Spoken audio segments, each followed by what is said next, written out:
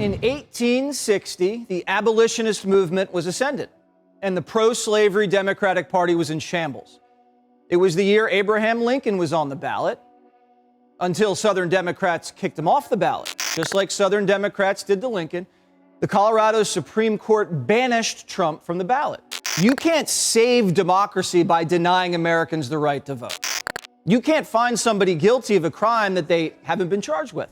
Man, they just won't give up, will they? They just make it so obvious. Welcome back, folks, to One and Done. Tonight we're going to be having a look at Donald Trump in the firing line again. They're taking his name off the ballot in Colorado, and it's kind of counterintuitive. It's having the reverse effect. Trump's base is galvanizing around him, and I even think some of the independents are starting to go, hey, whoa, wait on, something's not right here. Anyway, let's drop this video. We're taking a look at Jesse Waters from Fox News. Roll the tape. In 1860, the abolitionist movement was ascendant, and the pro-slavery Democratic Party was in shambles. It was the year Abraham Lincoln was on the ballot, until Southern Democrats kicked him off the ballot. Instead of trying to win an election with persuasion, Southern Democrats booted Lincoln off the ballot in 10 states. But even that wasn't enough. Lincoln became the first president ever to be elected with less than 50% of the vote. And then the Civil War broke out the next year, and Abraham Lincoln was later assassinated. History always has a way of repeating itself. Last night, just like Southern Democrats did to Lincoln, the Colorado Supreme Court banished Trump from the ballot. The Colorado Secretary of State explains why. I think that the big picture, no matter if Donald Trump ends up being on the ballot or off the ballot, is the extent of how dangerous he is to American democracy. You can't save democracy by denying Americans the right to vote. What the hell? You can't find somebody guilty of a crime that they haven't been charged with. In a 4-3 ruling, the Colorado Supreme Court said Trump engaged in an insurrection. And under the 14th Amendment, insurrectionists are constitutionally prohibited from holding office. Northern interests wrote this into the Constitution so Southern Confederates who took up arms against the Union and fought in the Civil War couldn't hold federal office. Donald Trump telling people to march peacefully and patriotically and then telling them to go home isn't an insurrection. Unelected state judges without a trial, a hearing, or any due process convicted a former president of a federal crime 2,000 miles outside of their jurisdiction and disenfranchised 6 million Americans in Colorado. The opinion reads like a Rachel Maddow script. The Democratic judges said Trump's an insurrectionist because once he told a crowd that in the old days a protester would be carried out in a stretcher. They also said, quote, President Trump threatened to deploy the military to Minneapolis to shoot looters amid protests over the police killing of George Floyd. Wanting to stop violence is now a call to violence. But Democrats who actually called for violence and participated in violence, it's fine. If that's the standard, Maxine Waters is an insurrectionist, no relation. But it's enough evidence for Joe Biden. Mr. President, your reaction to the Colorado ruling on Trump at the ballot? I'm not going to comment on a court case.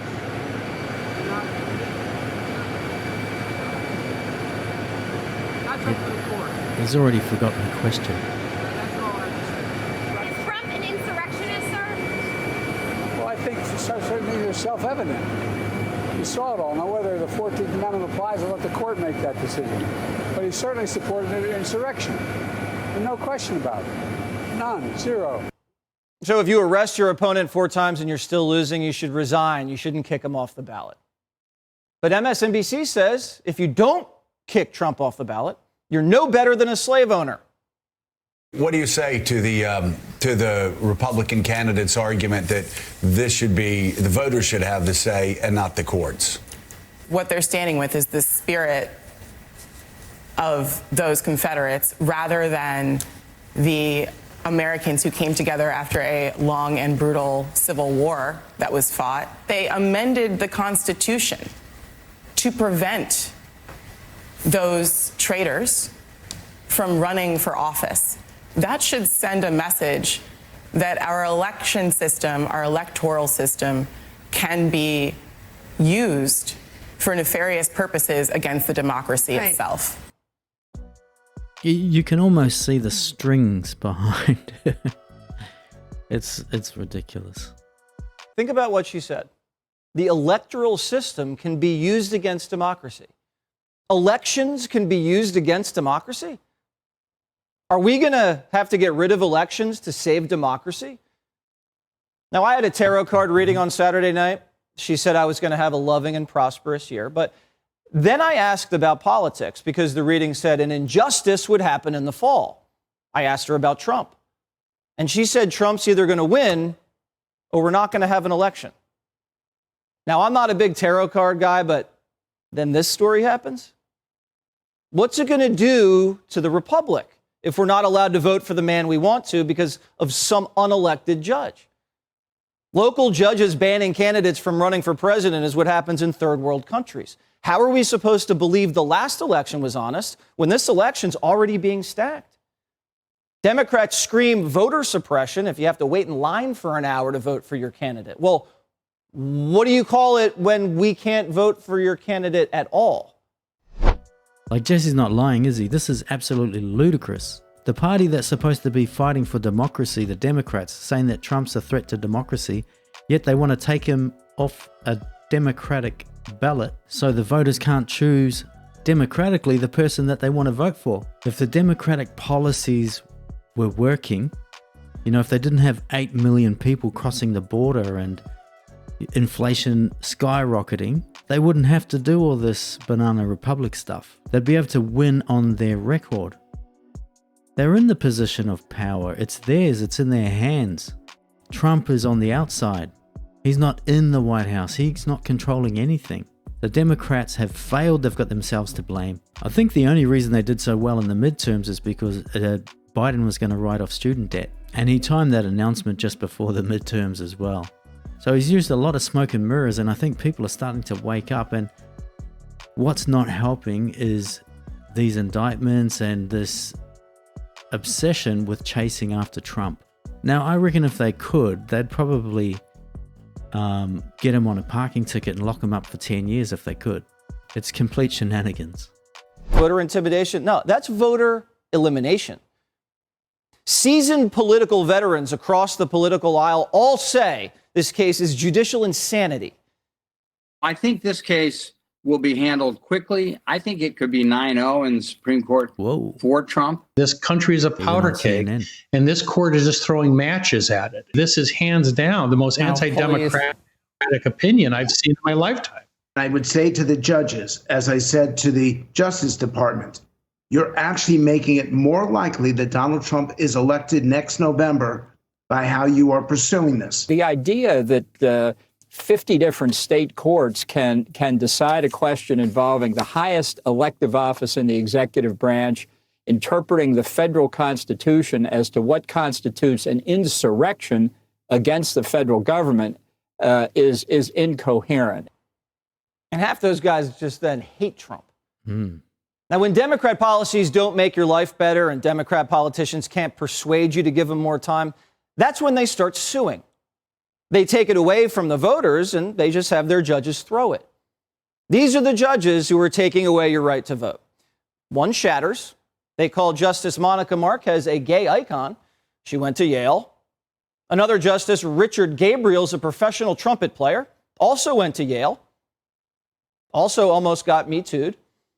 Then you have Melissa Hart, went to Harvard. She's been accused of discriminating against black people and old people and is the granddaughter of Archibald Cox, the special prosecutor during the Watergate scandal. Oh, and then there's William Hood III, who went to the same college Biden did. These 4 Democrats in robes stole your vote. This is a judicial assassination. And this legal fever is spreading. Now, California Democrats are aiming to strip Trump from the ballot. Now, before you say it, I know you're all going to say Fox News, they're pro, they lean right or they're pro-right or whatever. And a lot of what Jesse says is tongue-in-cheek. It is entertainment. But the fact remains, what he says is actually true. The Democratic Confederacy took Lincoln off 10 ballots. Today's Democrats have Trump off 1, and they're thirsty for more. It's a legal coup. And while they scream democracy, Democrat lawyers are arresting America's leading presidential candidate, raiding his house, stripping his business license, censoring his speech. Who's the real threat to democracy? Here's the former president. Watch. Crooked Joe Biden and the far-left lunatics are desperate to stop us by any means necessary. They are willing to violate the U.S. Constitution at levels never seen before in order to win this election. Joe Biden is a threat to democracy. It's a threat. They're weaponizing law enforcement for high-level election interference because we're beating them so badly in the polls. Every time Trump's arrested, he becomes more powerful in the eyes of the voters. What's going to happen when they take him off the ballot? They're turning Trump into the greatest political underdog America's ever witnessed. Dang. They're setting up the greatest comeback story in American political history. They say they're protecting us from danger, but Trump's not a danger to us. He's a danger to them. And Americans are starting to ask themselves why. It feels like the left wants violence because that's where this is going.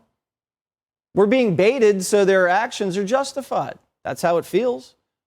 The more the left overplays their hand, the scarier this gets. Now, after seeing that Fox News snippet, it makes me feel as though I need to support Trump even more. Like, this is what the Democrats are doing. They're making this guy a superhero. They're turning this villain, according to them, into an absolute martyr. And people are starting to think, you know, if the government can do it to a multi-billionaire, they will roll the general public so easily. And they're almost like they're getting behind Trump as a shield. I don't know, that's what it seems like anyway. Is it going to be Trump 2024? Drop your thoughts in the comments section and I'd love to read them later. Don't forget to like, share, subscribe, ring the notification bell, and I'm going to dip and catch you in the next video.